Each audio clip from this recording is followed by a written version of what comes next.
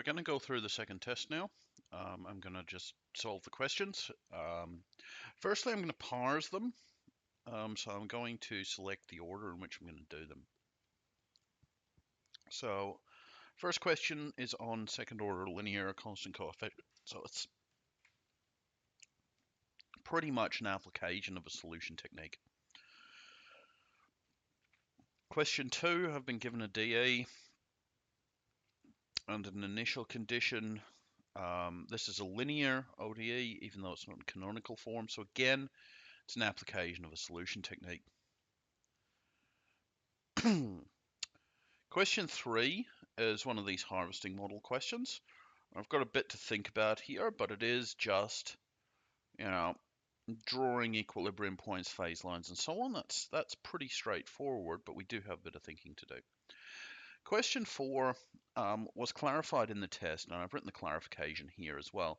You've got 3 parts of the question, A, B, C, and D, and then you've got the A, B, C, and then I've given this extra bit down here where you have to think about something. So how am I going to knock these off? I reckon I'm going to take a swing at question 3 first, because that's probably the question that needs the most attention. It's atomized, as in it's in parts, so I should be able to knock off each of these parts fairly easily, noting all of the information I'm given in the problem. Then I'll come and do question 4, ABC. I might have to think a bit about D, so I might leave that one and do the formulaic ones. So why I'm breaking it up in this way is I know I can complete question 1 and 2 fairly quickly. So if I'm under any time pressure, I'll be able to return to them and knock them out fairly fast. All right. Question 3. I've got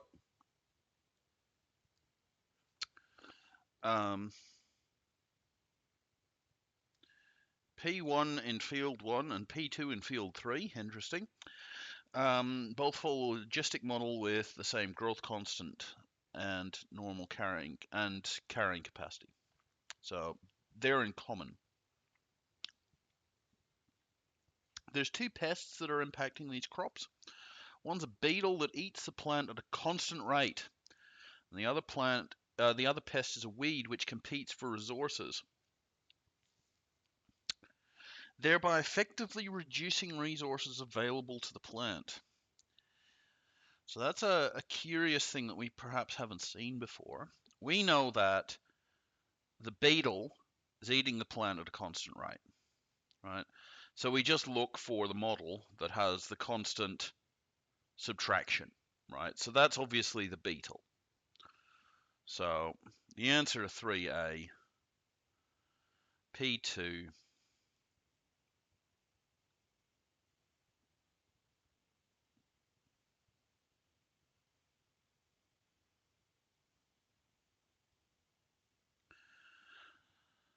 so Ringo's having a nice feast on something.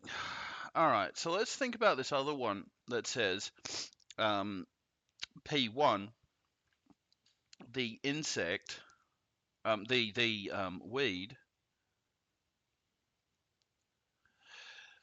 How is that effectively reducing the resources? Well, if we simplify the equation like this, and this is actually not required to solve the problem.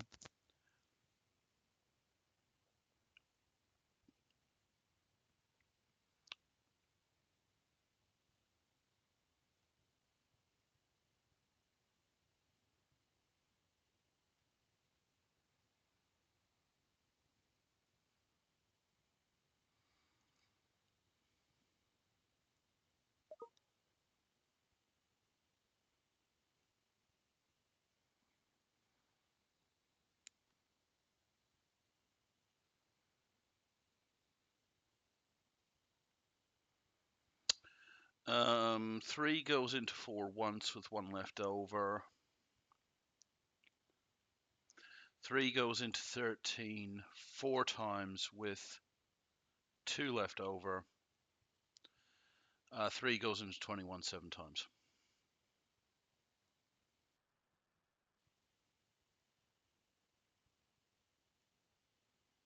So what I have here is a rewritten version of this problem where I see that my resource limit has been reduced by this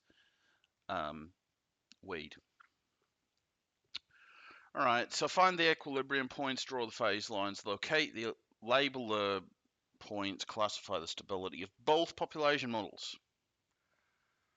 All right.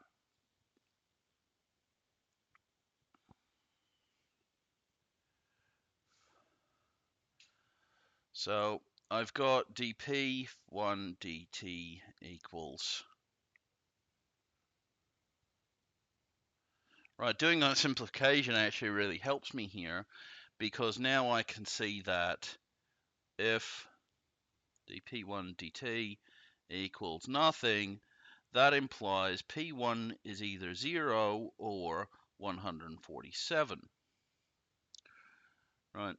For the other one,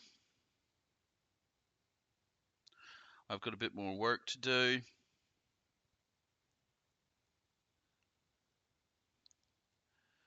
1323, if I remember correctly. Yep. All right.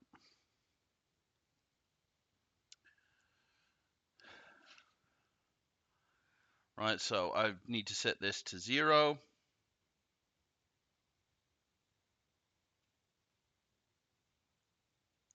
So I'm solving the algebraic problem.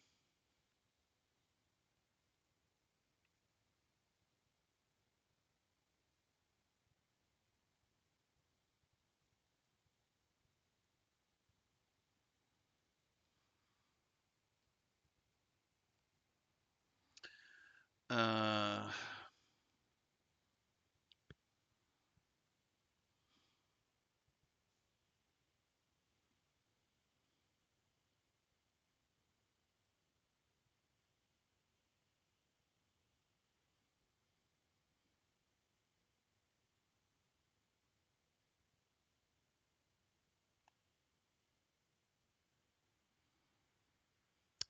minus 4ac, so that is actually negative. So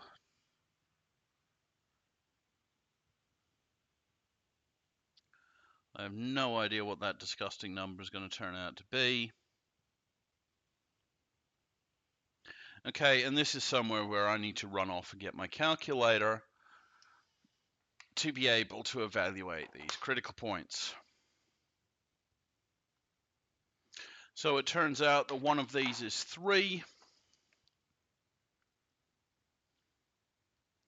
and the other is 147.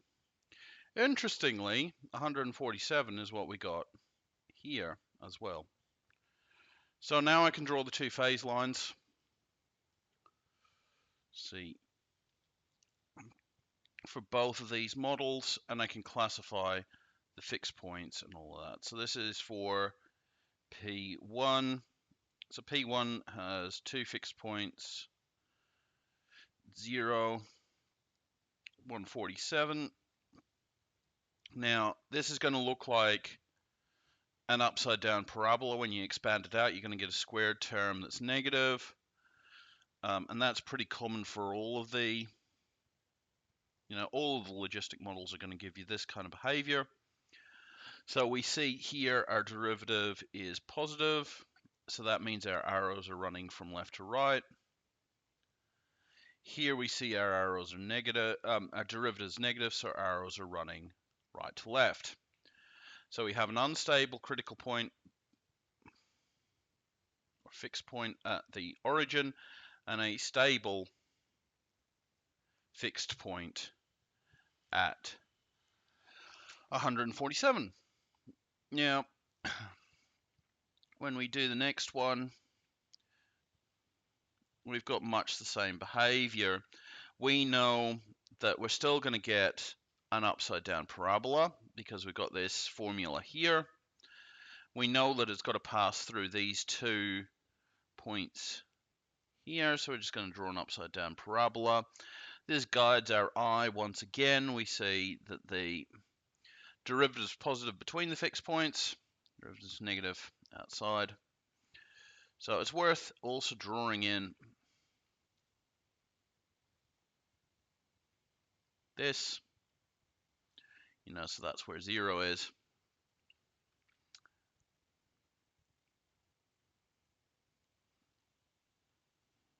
But we've got much the same construction. All right, so let's see, did I answer all of the question? Found the equilibrium points, drew the phase lines, labeled the equilibrium points, classified the stability, except that was B, not C. All right. C, I got to draw on the long-term behavior for these solutions. So I've got to do it for both models. This is what that I equals 1 or 2 means. I've got to start at 1, 10, 50, and 200 for each of the models. Right, so how I'm going to do this, and you can do this either way in your actual test, obviously. You can take these diagrams and just draw over the top of them. I'm going to be nice and neat and make a copy of this because I can. Right, whoops. It's very easy for me just to do something like this. Control C, and by the magic of technology, Control V gives me this. So now I can go and draw in my starting points. I'll do that in red for each of them. Was 1, 10, 50, I believe, 50 would be about there, wouldn't it?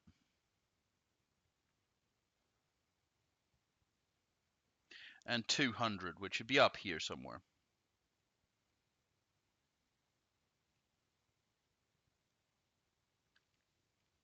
So now I've copied them all in.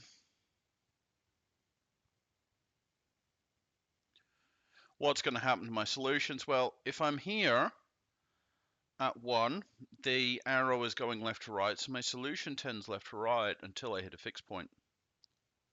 Right, so my solution tends to 147. With 10, same behavior. 50, same behavior. The difference in 200 is that it comes down to the fixed point, right? So a stable fixed point is attracting. All of my solutions in this case tend to the stable fixed point. With P2, there's a difference. Down here, my derivative's negative, so I'm actually tending this way. My solution here departs to negative infinity, past 0, so my fish are going extinct, or my whatever this is. This is a plant. So the Beatles, John, Paul, George, and Ringo, can happily munch away. If there's a few plants, they'll eat them all.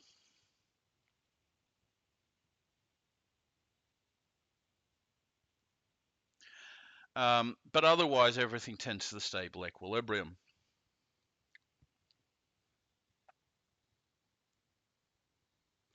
Right, so I would say, as a remark here,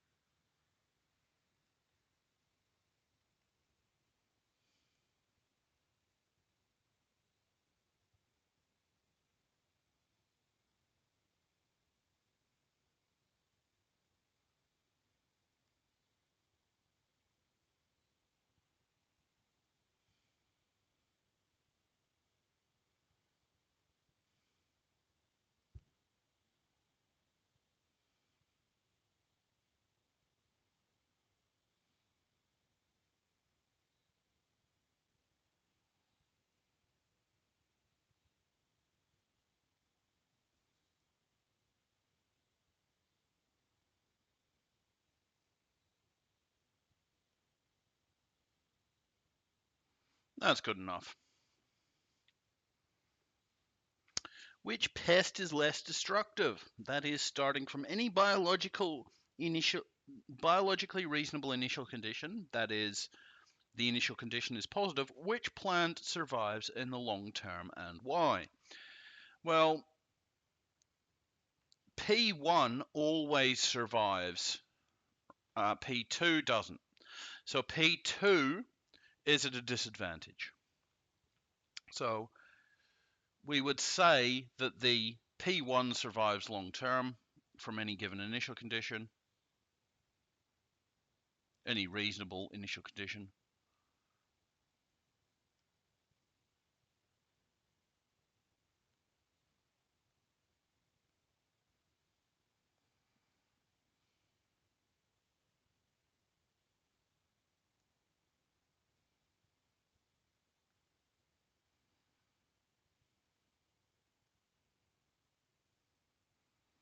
And so the weed is less destructive to our crop.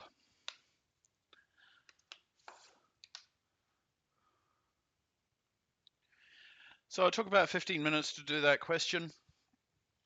So I'm in pretty good time. Because question 4 is pretty similar, I'm going to smash through that one now. You know, we're still talking about phase lines and stuff, so I'm in that kind of mood. What I'm going to do here is I'm going to work out where the fixed points are as a function of b. I'm going to follow the hint, and I'm just going to say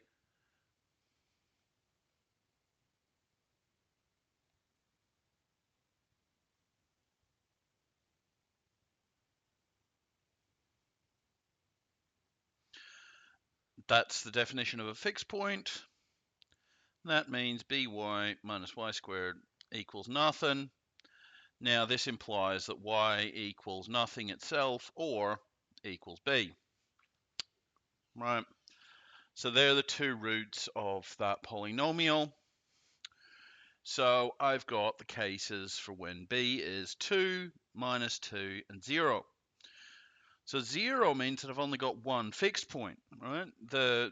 I've got it repeated. So that's going to be curious. Let's draw the fixed the lines for each of these. So in my grand tradition, I'll draw in the axes. I'm going to have an upside down parabola. Right, just like the logistic model. In fact, this could be a logistic model. I'm going to have an upside down parabola. So this is for b equals 2. I've got a fixed point here and a fixed point there. My derivative is positive in this region, so I've got my arrows going this way. It's negative in this region, so I've got them going that way, negative here. So this is an unstable point. This is stable. All right.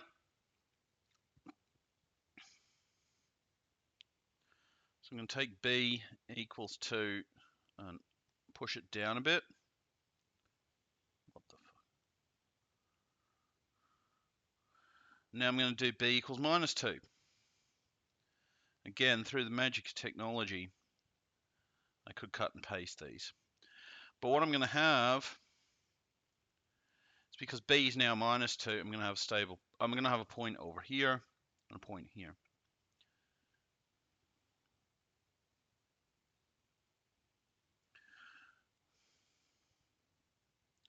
Once again, my parabola is not going to change. It's still going to be an upside down parabola. Fits in like this, right? So what's happened here is things have kind of shifted sideways. So I now have a stable critical point at the origin and an unstable critical point somewhere else. All right. So what happens in the middle?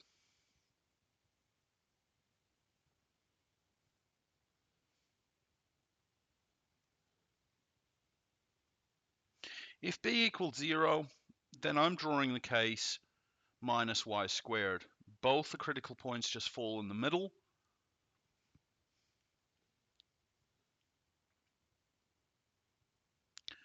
My derivative is everywhere negative except at the critical point itself. So this is a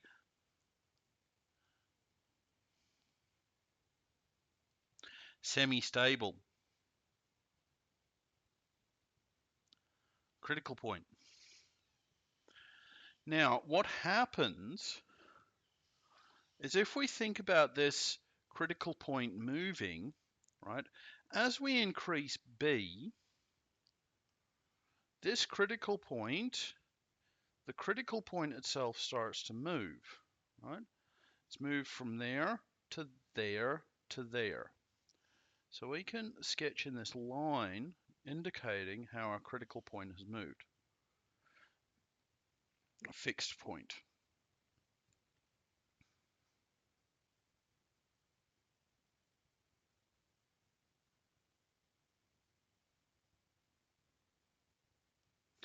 Now what happens is at this magical value, the 2 points coincide and we get a stable and unstable point superposed on one another, which isn't a which gives us a semi-stable point.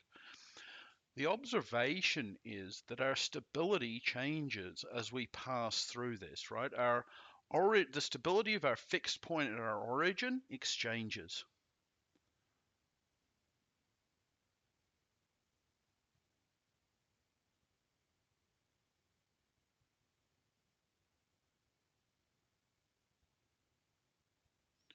Right. So what's going on is that our stability of our system is changing with this parameter B. And that's an interesting phenomenon called a bifurcation. We're not otherwise studying these things, but it's a rich area of mathematical interest in so-called dynamical systems.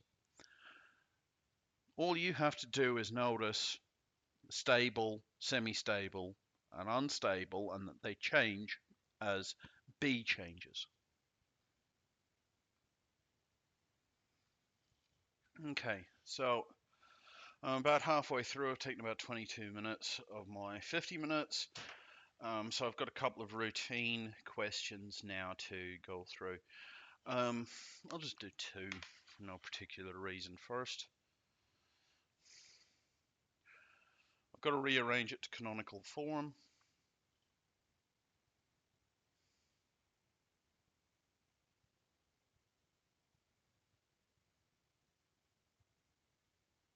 I've got to identify my P and my Q when I compare with my canonical form. So this lets me write down my integrating factor.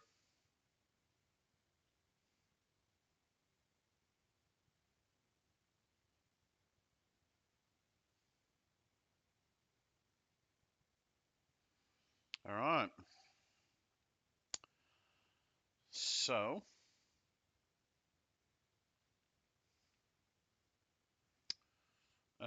I now better multiply through by my integrating factor.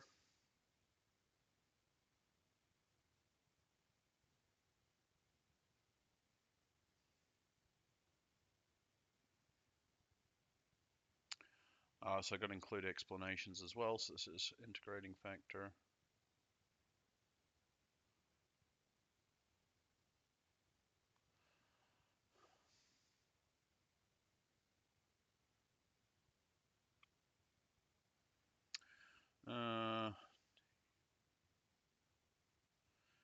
Okay, then I'm going to collapse my collapse the left hand side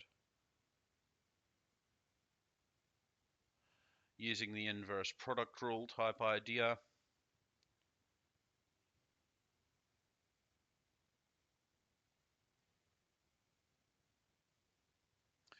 Now I have to integrate this.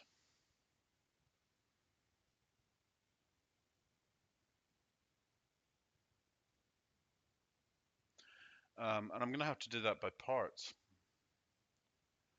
So the right-hand side integral is going to become a by parts integral.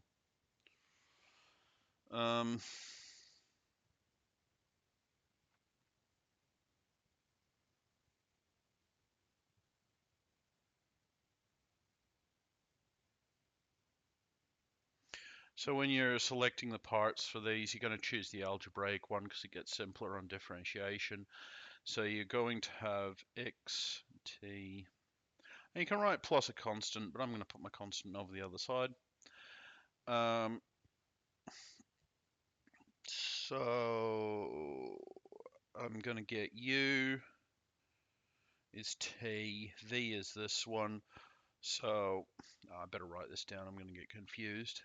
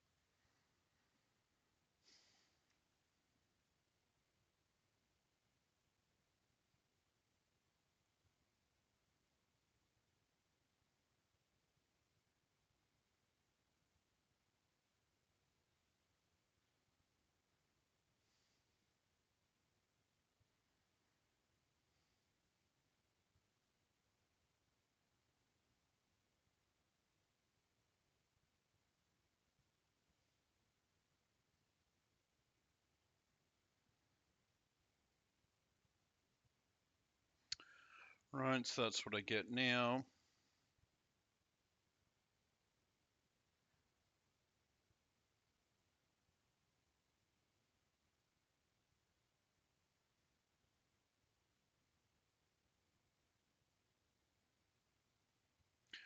Okay, that's my constant of integration.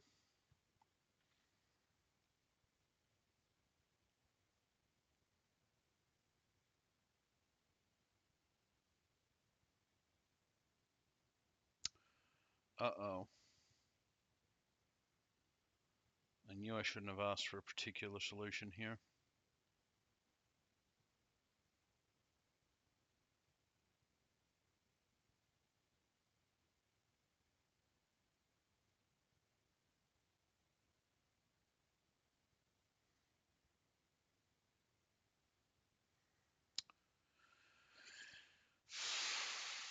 Tits.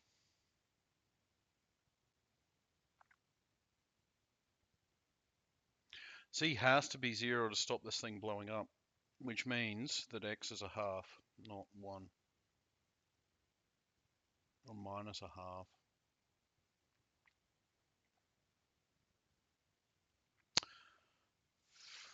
Why did I do this? I should have edited this out. I swear I did too. Oh, that's annoying.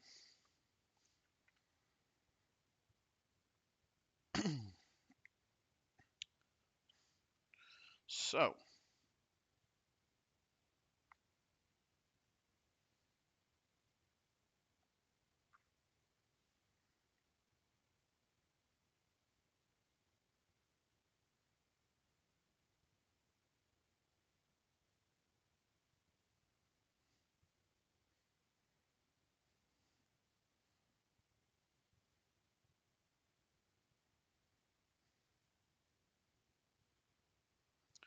unless I've made a mistake, but I don't think I have.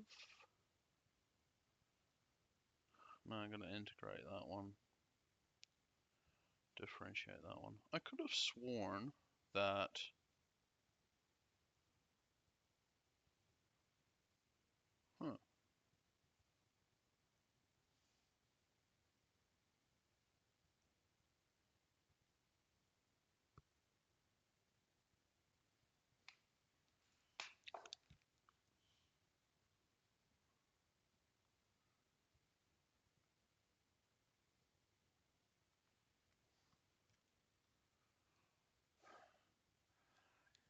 so this is a secret source that the tests are written in.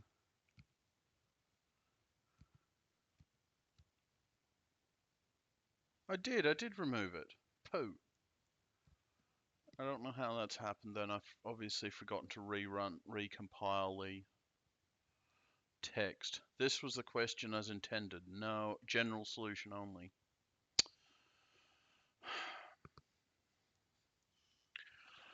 Such an idiot. All right, let's hope that this question goes a bit better. How am I doing for time?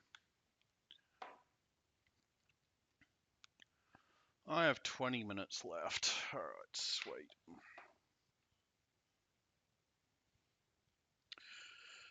All right, so question one, we start in our usual fashion with substituting e to the lambda t.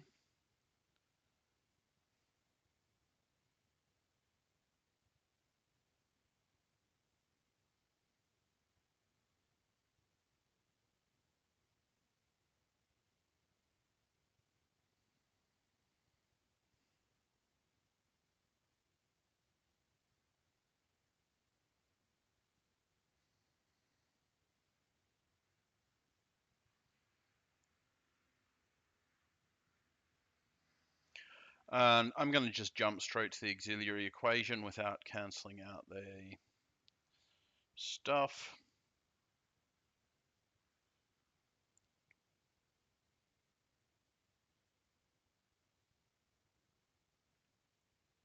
Like so.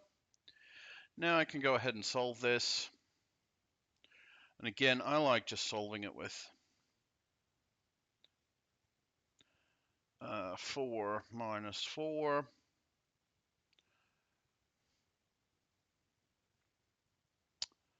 Lo and behold, I have the repeated root case.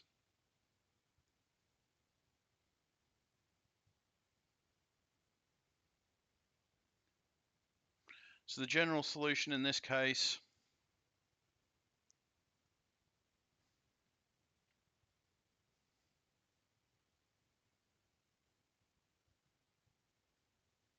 is this.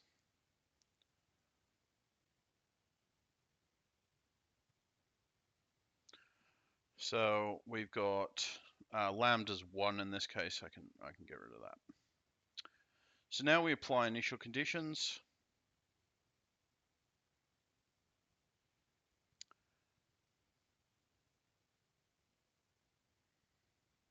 So y0 equals 0 hopefully gets rid of one of these conditions. That's why I'm trying to apply it first, because I know what'll happen is I'll get something like this,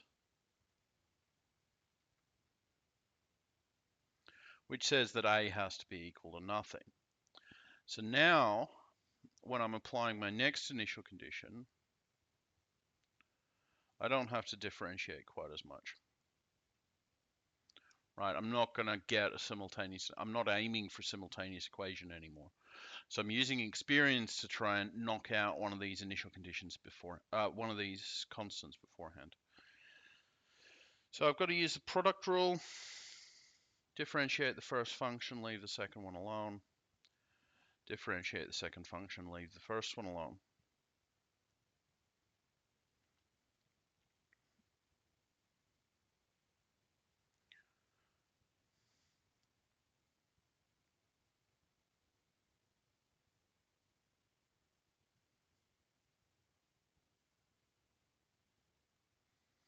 So now I have my particular solution in this case.